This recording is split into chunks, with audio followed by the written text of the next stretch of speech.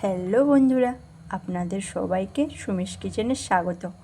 আজকে নতুন রেসিপি নিয়ে হাজির হয়েছি সুমিস কিচেনে। বাড়ির বাগানের মোচার কিমা বানাবো। মোচাটা গাছ থেকে কেটে নেব।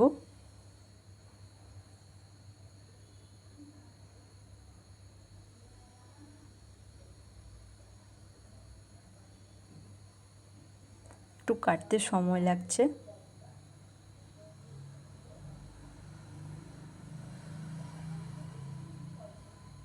জলে পড়ে গেছে, জল থেকে তুলতে হবে বন্ধুরা। মোচাটাকে এইভাবে বাড়িতে এনে ছাড়িয়ে নিচ্ছি খোসা।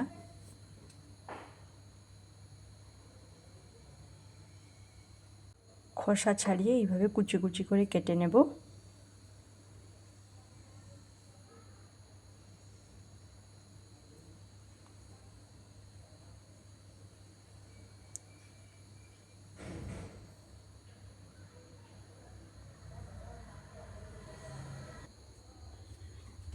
অন্যদিকে কড়াইতে নিয়ে নিচ্ছি এভাবে আলু কেটে।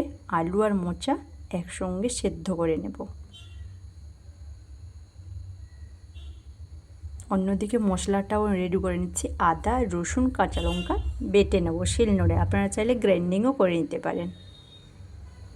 কড়াইতে দিয়ে দিয়েছি সর্ষের তেল। তেল গরম হলে দিয়ে দিব এলাচ, লবঙ্গ, দারুচিনি ও শুকনো লঙ্কা একটা। একটু নেড়ে চেড়ে নেব। তারপরে আগে থেকে পেঁয়াজ কুচি করে রেখেছি দিয়ে দিচ্ছি। একটু নেড়ে চেড়ে পেঁয়াজগুলোকে ভাজার জন্য একটু ঢাকা দিয়ে দিব। ঢাকা দিয়ে দিলে ভালো হয়। ঢাকা খুলে নিয়েছি বন্ধুরা। পেঁয়াজ ভাজা হয়ে গেছে। নাড়াচাড়া করে দিয়ে দিচ্ছি আদা, রসুন, কাঁচা লঙ্কার বাটা।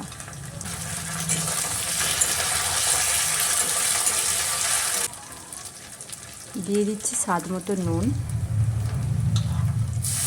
দিয়ে দিচ্ছি মশলাটা ভাজা হয়ে গেলে টমেটো গ্রাইন্ডিং করে রেখেছিলাম, ওটা দিয়ে দিচ্ছি। পরিমাণ মতো হলুদ গুঁড়ো, স্বাদ মতো লঙ্কা গুঁড়ো দিয়ে নেড়ে চেড়ে নেব। দিয়ে দিচ্ছি জল, অল্প পরিমাণে দিয়েছি। মশলাটা ভাজার জন্য ঢাকা দিয়ে দেব আবার। ঢাকা খুলে মশলা থেকে তেল ছাড়বে এইভাবে। দেখুন বন্ধুরা, ভাজা হয়ে গেছে ভালোভাবে মশলা। এরপর দিয়ে দেবো একটু নাড়াচাড়া করেই সেদ্ধ করে রাখা আলু আর মোচা। হলুদ দিয়ে সেদ্ধ করেছিলাম। সঙ্গে ভালো করে মশলাগুলোকে মিশিয়ে নেব।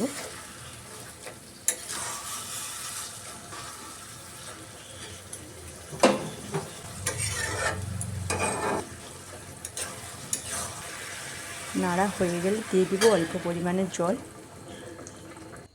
জল দিয়ে আবারও নাড়াচাড়া করে নেব। 3 থেকে 4 মিনিট ফুটিয়ে নেব জল দিয়ে। তাহলেই রেডি হয়ে গেল মোচার কিমা বন্ধুরা। এভাবে বানিয়ে খেলে ভাতের সঙ্গে জাস্ট জমে যাবে।